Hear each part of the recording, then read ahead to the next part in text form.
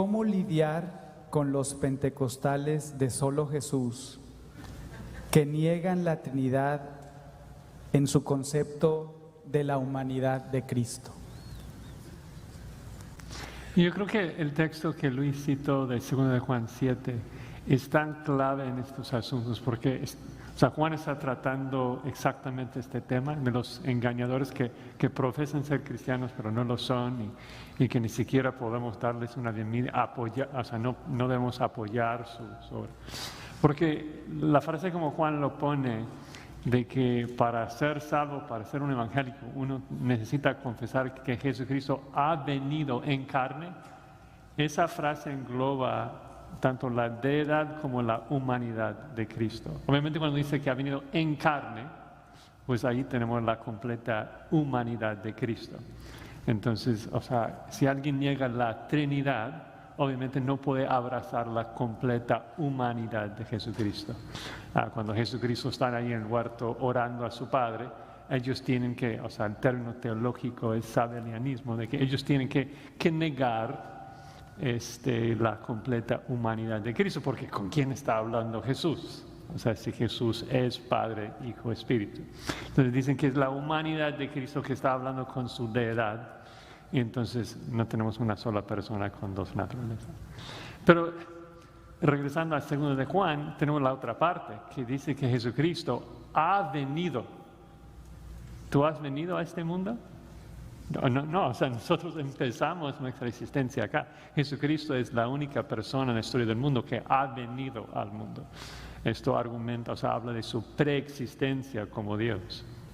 Es un versículo que claramente enseña tanto la deidad como la humanidad de Cristo, y es cuestión, como han comentado mis hermanos, de entonces hablarles esta verdad en amor. Pero yo solamente tal vez agregaría lo que Salomón nos dice en Proverbios 26, de que tantas veces, yo no sé, en particular pastores, gente que ha estudiado en un seminario, queremos como dialogar, queremos ganar el argumento, mostrar que Jesús es Dios y sacamos Juan 1, el griego, y no tiene teoría. Lo que les va a salvar es el Espíritu Santo por medio del Evangelio. Entonces, con compasión, con amor, hay que llamarles al arrepentimiento y decirles, sé que tal vez con buenas intenciones andas aquí casa por casa, pero no vas a ganar el favor de Dios haciendo eso. Hay una sola persona que puede ser tu Salvador y llamarles al arrepentimiento y fe en Cristo. Y el punto de Salomón en Proverbios 26 dice, si estás ahí combatiendo con un necio, te vas a terminar como él, necio. Entonces, en amor, explícale el Evangelio, muéstrale la compasión de Cristo.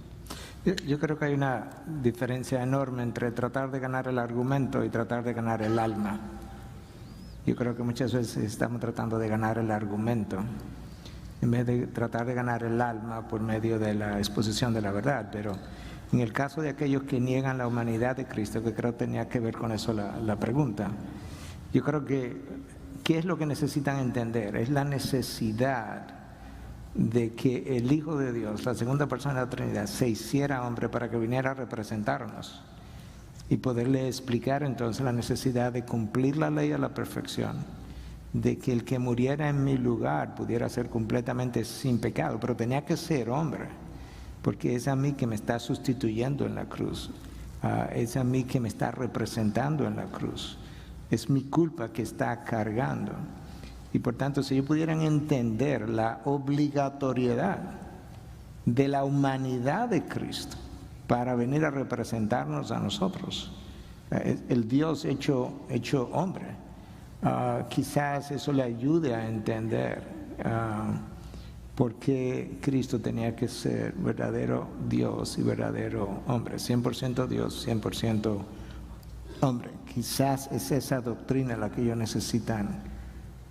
La encarnación de Cristo es la doctrina que ellos necesitan quizás llegar a comprender, la necesidad de la encarnación de Cristo, la famosa obra creo que de Anselmo, de God-Man, el Dios hombre, y la necesidad de la cruz. Hace 1000 años de esa obra, o sea, que se escribió precisamente porque Ninguno de estos argumentos son nuevos. Vuelven y vuelven y vuelven. Perdón, hablaba con Josías antes del tiempo de preguntas y respuestas y también él me decía que en algunos países de América Latina hay personas que profesan ser cristianas pero que están negando la doctrina de la Trinidad. Y por eso ahora me voy a apartar un poco del tema de la deidad de Cristo y concentrarme en el tema de la Trinidad. Yo creo, pastores, que nosotros tenemos que instruir a nuestras ovejas con respecto a la doctrina de la Trinidad. Esta doctrina es un misterio, pero no es un enigma. Un enigma es una pared infranqueable, yo no puedo ni siquiera penetrar. Un misterio es un océano, yo puedo sumergirme en esas aguas y nunca voy a llegar al fondo. Pero yo veo en iglesias evangélicas sutilmente lo que en la historia de la iglesia se conoce como sabelianismo o patripacionismo. Es como que hay una sola persona divina que a veces aparece como Padre, a veces aparece como Hijo, a veces aparece como Espíritu Santo. Pero eso es una herejía. Hay tres personas divinas, el Padre, el Hijo y el Espíritu Santo, pero son un solo Dios. Por ejemplo, a veces escucho a hermanos con buena intención, de verdad, orando y dicen: Padre, yo te doy gracias, y luego meten en la oración y dicen: porque tú moriste en la cruz. No, el Padre no murió en la cruz, el que murió en la cruz fue el Hijo. Y esto es importante porque el cristianismo es eminentemente trinitario. Nuestra salvación es trinitaria, nuestra adoración es trinitaria. Aún yo creo que nosotros los pastores tenemos que escoger bien los himnos que vamos a cantar, porque debe haber un balance en ese sentido. Nuestra alabanza debe ser trinitaria. Entonces yo creo que aquí debemos animar a los pastores a que entrenen bíblicamente a sus ovejas para que ellos entiendan de qué se trata la doctrina de la Trinidad. Y aún, como decían nuestros hermanos, no vamos a ganar el argumento simplemente con el intelecto. Necesitamos amar a la persona y depender del Espíritu de Dios. Pero al final de cuentas, el Espíritu de Dios va a usar la palabra. Hace unos años, mi esposo y yo tuvimos la triste experiencia de una joven que asistía a nuestra iglesia y de repente nos dijo que había abrazado, nosotros nos habíamos ido a otro lugar y nos dijo que había abrazado la doctrina de los testigos de Jehová. Y yo le pedí que fuera a la oficina, hablé con ella y una de las cosas que le decía era: mira, yo quiero que tú veas en tu Biblia y que me des una explicación de estos textos. En Isaías capítulo 6, Isaías ve la gloria de Jehová, evidentemente, y cita el texto de: ve y di este pueblo, de oído iréis y no entenderéis, y viendo veréis y no percibiréis, etcétera.